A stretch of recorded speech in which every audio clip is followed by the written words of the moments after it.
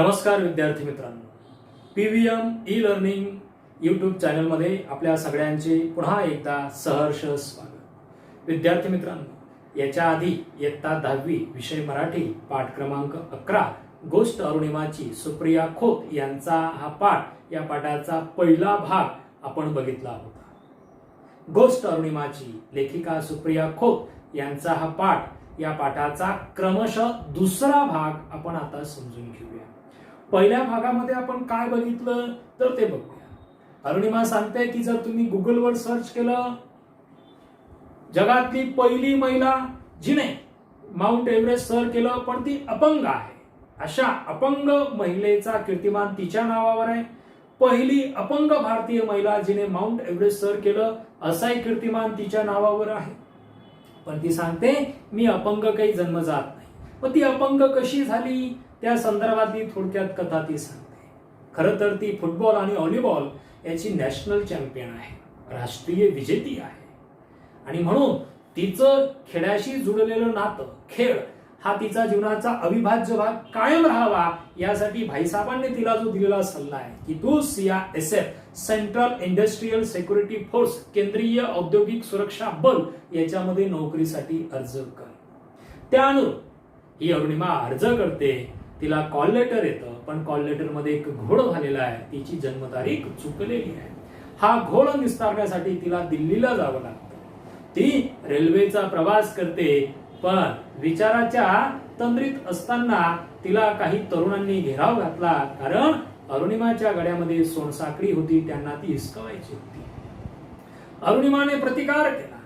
शेवटी या तरुणांचा सहनशीलतेचा अंत होतो आणि ते नराधम म्हणजे ते नीच माणसं या अरुणिमेला चालत्या रेल्वेतून बाहेर फेकून देतात। बाहेर फेकत असताना समोरून दुसरी रेल्वे येत असते, त्याच्यावरती धडकते आणि हवेत उडून रेल्वे ट्रॅकवर जाते, आणि रेल्वे ट्रॅकवर पडल्याबरोबर शेजारून दुसरी रेल्वे येते आणि तिच्या पायावरून धडधडत निघून जाते। रात्रभर मध्ये 49 रेल्वे गाड्या तिच्या पायावरून जातात, आणि म्हणून तिचा एक पाय गुडघ्यापासून कायमचा निकामी होतो, चक्काचूर त्या पायाचा होऊन जातो, आणि दुसऱ्या पायाचीही दुरावस्था झालेलीच आहे।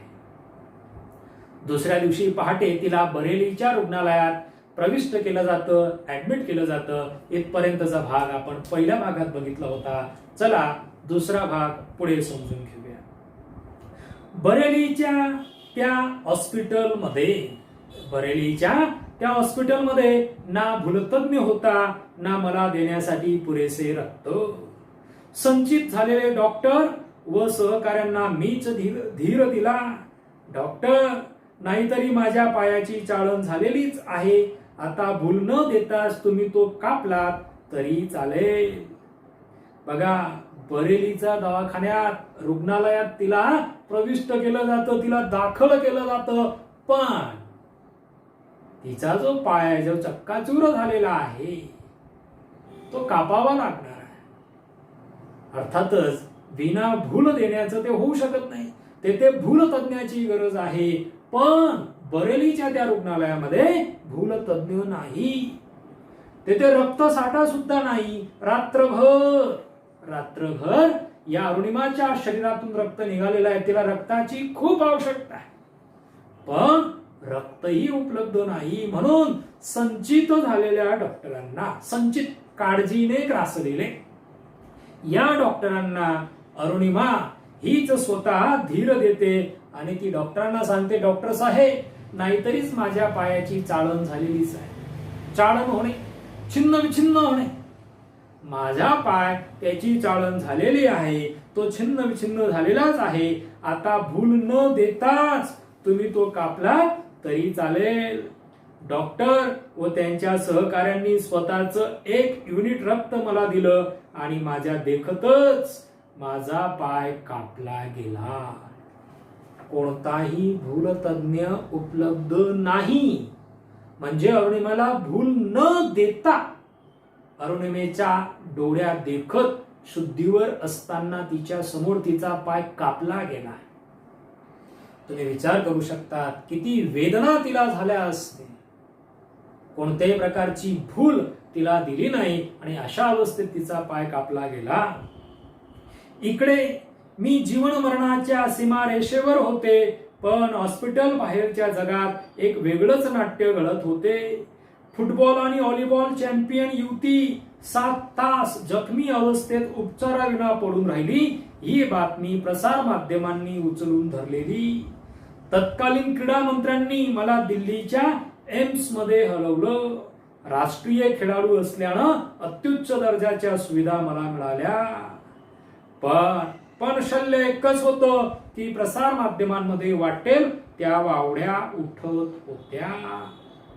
बघा काय सांगितलंय.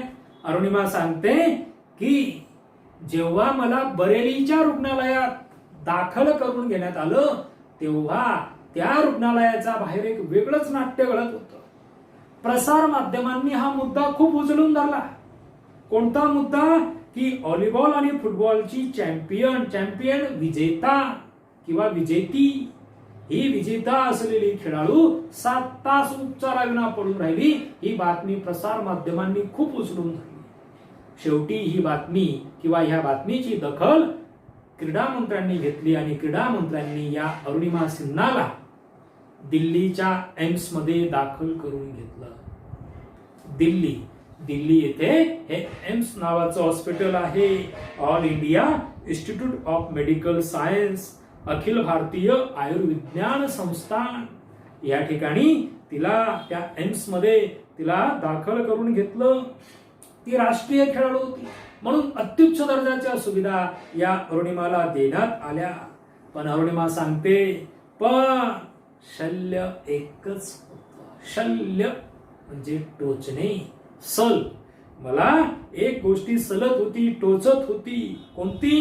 की प्रसार माध्यमांमध्ये वाटेल त्या वावड्या उठत होत्या, खोट्या बातम्या, अफवा पसरत होत्या. कोणत्या खोट्या बातम्या आहेत त्याही आपण समजून घेऊया.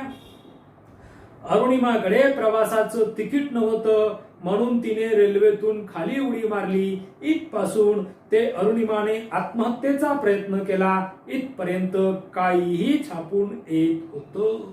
बघा तिच्या संदर्भातल्या खोट्या बातम्या आपण समजून घेऊया.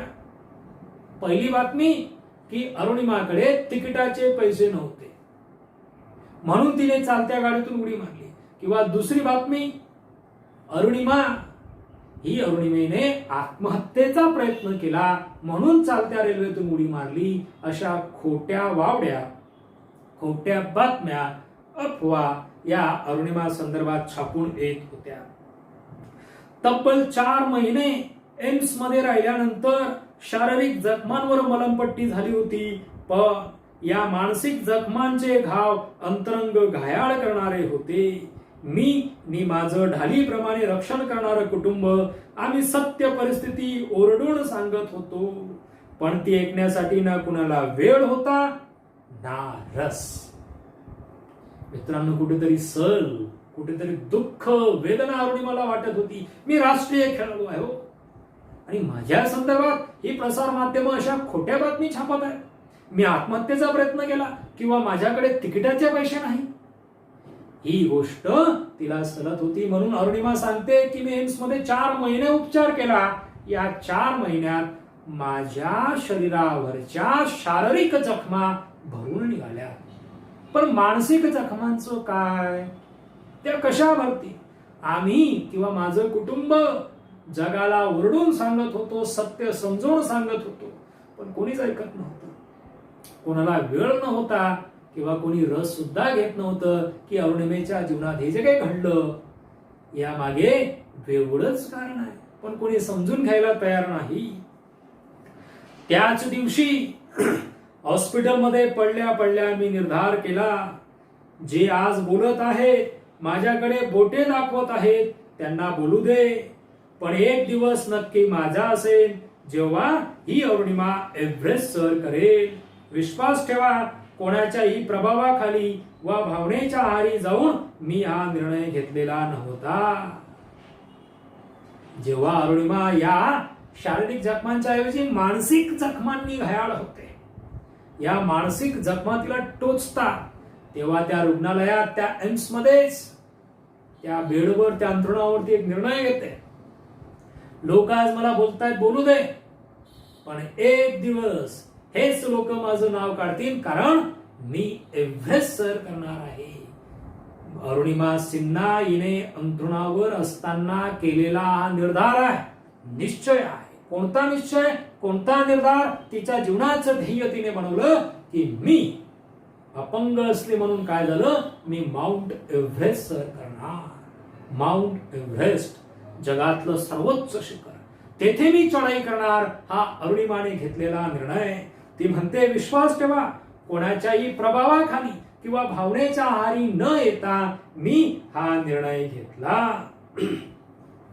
एका फटक्यात माझं शरीर अपंग झालं होतं, पण माझं मन थोडंच अपंग होतं. गगन भरारी घ्यायचे वेळ रक्तातच असावं लागतं.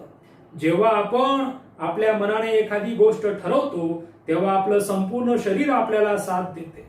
एक सांगू, आपल्या सर्वात मोठा मोटिवेटर कोण होत असतो? तो दुसरा तिसरा कोणी नसून आपण स्वतःच असतो.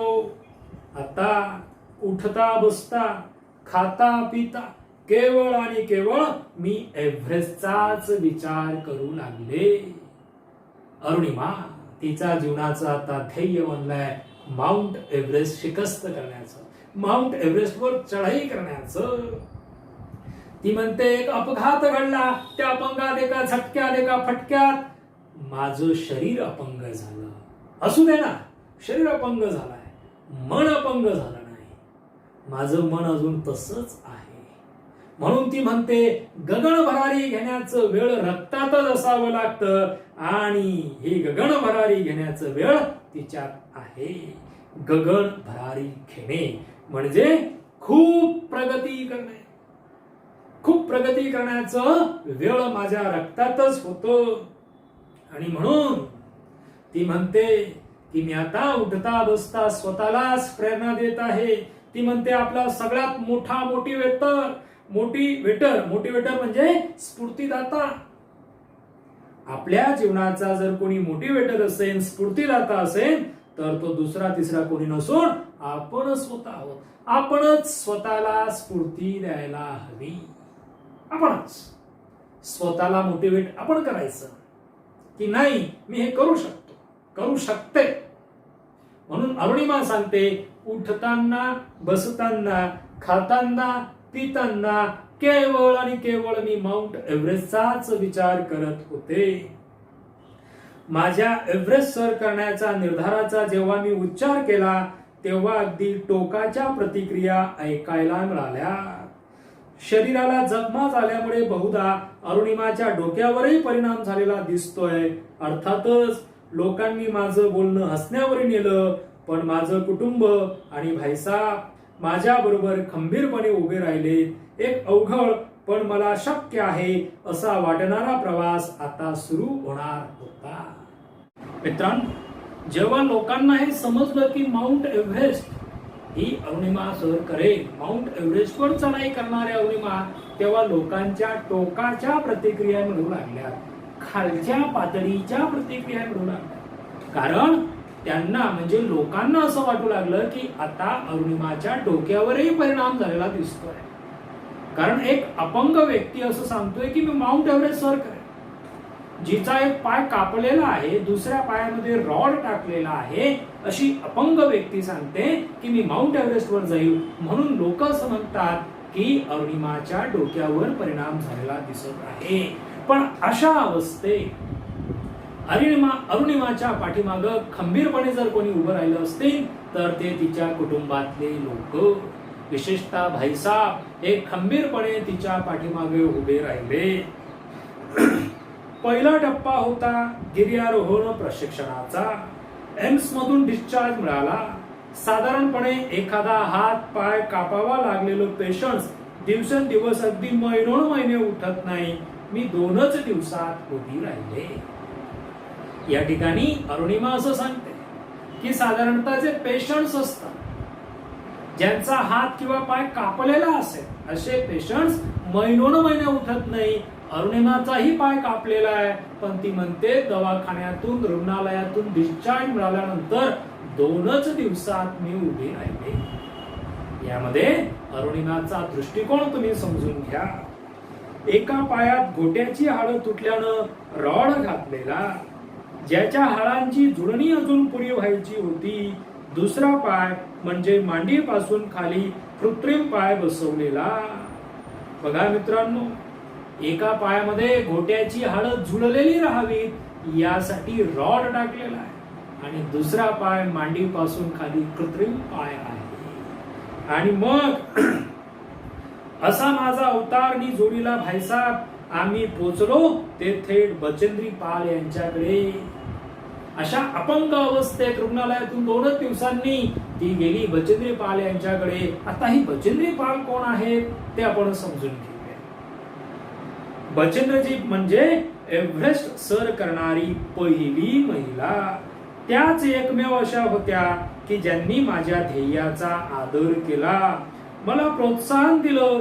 त्या म्हणाल्या, अरुणिमा, तू अशा परिस्थितीत इतका मोठा निर्णय घेतलास.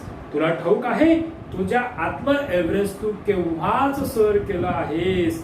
आता तुला एव्हरेस्ट सर करायचं आहे, ते फक्त स्वतःला सिद्ध करायला, जगाला तू कोण आहेस हे दाखवून द्यायला.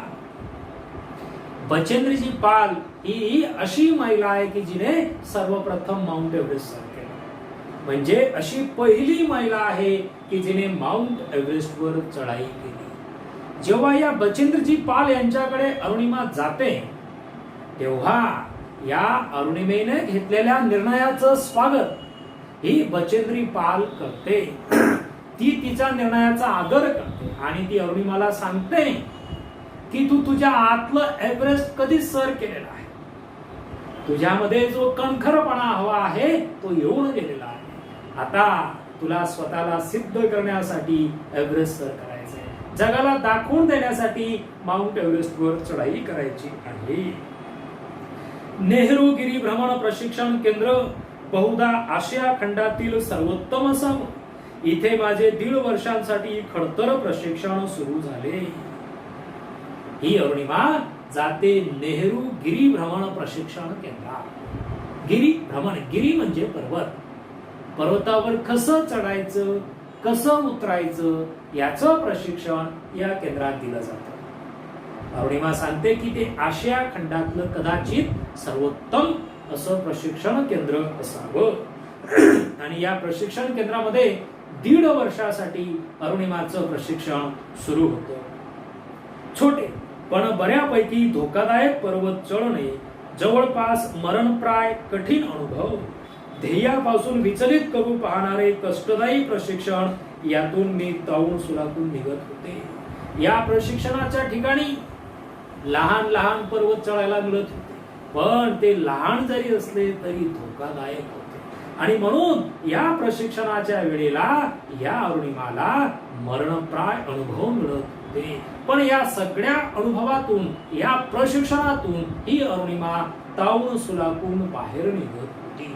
वाक्प्रचार आहे हा, तावून सुलाकून निघणे म्हणजे आत्यंतिक कठीण परिस्थितीत यशस्वी होणे. ही अशाही परिस्थितीत यशस्वी होत होती. या प्रशिक्षणाच्या वेळी काही गोष्टी ठळकपणे लक्षात आल्या. सरावाच्या वेळी चढाई करताना माझ्या कृत्रिम पायाची टाच व चवडा ज्यावेळी मी जमिनीत रुतवत असे त्यावेळी ते सतत गोल फिरत, त्यामुळे तो पाय घट्ट होणं कठीण होऊन असे. अरुणिमा जेव्हा पर्वतावर चढाई करायची तेव्हा एक अडचण यायची. तिचा एक पाय हा कृत्रिम पाय आहे. या कृत्रिम पायाची टाच आणि पुढचा चवडा हा गोल फिरून जायचा. जेव्हा अरुणिमा आपला पाय खाली रोवायची, ठेवायची, तेव्हा या कृत्रिम पायाची टाच आणि चवडा गोल फिरून जायचा. त्यामुळे जमिनीत पाय रोवणं हे अरुणिमाला कठीण होऊन बसे. उजव्या पायाची हाडं एकत्रित राहण्यासाठी त्यात स्टीलचा रॉड घातलेला होता. त्यावर थोडा जरी दाब दिला गेला तर तीव्र वेदनांचे झटके बसत. डावा पाय हा कृत्रिम पाय आहे, कारण मांडीपासून खालचा भाग कापलेला आहे. तर दुसरा पाय म्हणजे उजव्या पायामध्ये स्टीलचा रॉड आहे. या पायावर जर थोडा जरी दाब दिला गेला तर तीव्र वेदना या अरुणिमाला होत असत. माझ्या अशा अवस्थेमुळे प्रथम माझ्या सोबत माझा शेर्पा यायला तयारच होईना. अरुणिमाची ही अवस्था शेर्पानं बघितली. शेर्पा म्हणजे असा मदतनीस की जो स्थानिक असतो. माउंट एव्हरेस्ट हे नेपाळ या देशामध्ये आहे. नेपाळ या देशातले जे स्थानिक रहिवासी आहेत त्यांना मदतीला सोबत घेऊन जावं लागतं. कारण माउंट एव्हरेस्ट म्हणजे काही लहान पर्वत नाही, जगातला सर्वोच्च पर्वत आहे, सर्वोच्च शिखर. या सर्वोच्च शिखरावर चढाई करण्यासाठी तिथल्या स्थानिक लोकांना घ्यावं लागतं. या स्थानिक लोकांना शेर्पा असं. जेव्हा या शेर्पाचं लक्षात आलं की अरुणिमेचा एक पाय हा कृत्रिम आहे आणि दुसऱ्या पायामध्ये रॉड टाकलेला आहे, हे जेव्हा अरुणिमाच्या शेर्पाच्या लक्षात आलं, शेर्पा सोबत यायला तयार होत नव्हता. साहजिकच आहे, जिथे अव्यंग धडधाकळ माणसे गिरीभ्रमण करण्यास धजत नाहीत तिथं माझी काय कथा. सहज गोष्ट आहे ही. पण माझ्या घरच्या लोकांनी माझ्या शेर्पाचं मन वळवलं आणि मग तिथून पुढे सुरू झाली क्षणोक्षणी आव्हानांना भिडणारी जोशपूर्ण अशी 52 दिवसांची एक रोमांचकारी लढाई. आणि येथून पुढे सुरू झाली 52 दिवसांची लढाई. कारण माउंट एव्हरेस्ट वर जायचं आहे. हे माउंट एव्हरेस्ट म्हणजे सकाळी जायचं आणि संध्याकाळी परत यायचं असा प्रकार आहे का? अजिबात नाही. माउंट एव्हरेस्ट वर चढणं आणि उतरणं यासाठी कमीत कमी 1.5 ते 2 महिन्यांचा कालावधी लागतो. अरुणिमाला 52 दिवस लागले. ही रोमांचकारी लढाई ती आपल्यासोबत सांगणार आहे, आपल्याला सांगणार आहे. तिला एव्हरेस्ट सर करताना आलेले अनुभव आपण भाग क्रमांक 3 मध्ये बघूया. मित्रांनो, गोष्ट अरुणिमाची या पाठाचा भाग क्रमांक 2 आपण आज थांबूया, संपवूया. आज शिकवलेला भाग जर तुम्हाला समजला असेल, लक्षात आला असेल तर आमच्या PVM ई लर्निंग युट्यूब चॅनलला लाईक करा, सबस्क्राईब करा आणि अरुणिमाने माउंट एव्हरेस्ट कशा पद्धतीने सर केला हे समजून घेण्यासाठी भाग क्रमांक 3 अवश्य पहा. धन्यवाद.